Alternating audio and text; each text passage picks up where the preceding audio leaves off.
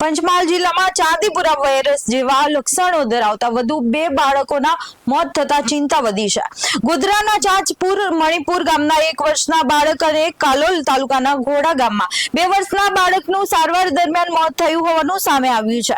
બંને બાળકોમાં તીવ્ર તાવ, ખેંચ, ઝાડા, ઉલટી જેવા લક્ષણો જોવા મળ્યા હતા। જિલ્લામાં આવા મોતનો આંક 4 પર પહોંચતા વડોદરા વિભાગીય આરોગ્ય ટીમ પંચમહાલ પહોંચી છે।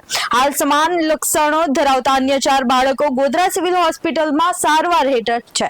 આરોગ્ય વિભાગે પ્રભાવિત વિસ્તારોમાં સઘન સર્વેલન્સ શરૂ કરી ગ્રામજનોને સતર્ક રહેવા અને બાળકોની ખાસ કાળજી રાખવા અપીલ કરી છે। 13 કેસીસ રિપોર્ટ થયા છે, જેમાંથી 2 કન્ફર્મ છે, જેમાં 2 ડેથ છે।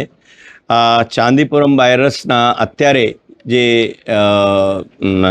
કેસીસ છે, જેમાં બરોડા ખાતે 2 કેસીસ એડમિટ છે, જે અત્યારે સારી સ્ટેબલ કન્ડિશનમાં છે।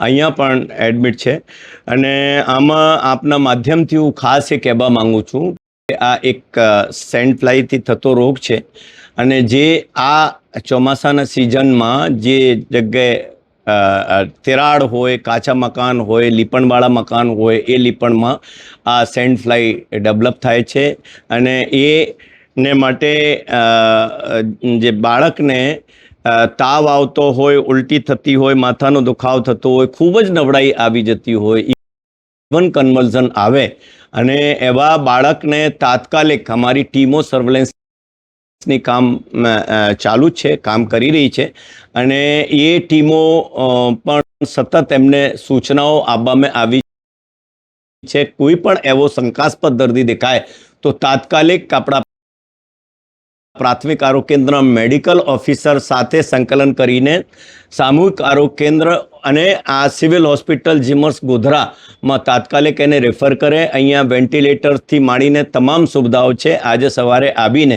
મેં આ તમામ બાબતોની, HR બાબતોની, પીડિયાટ્રિશિયન બાબતોની તમામની અમે અહીંયા સમીક્ષા કરી અને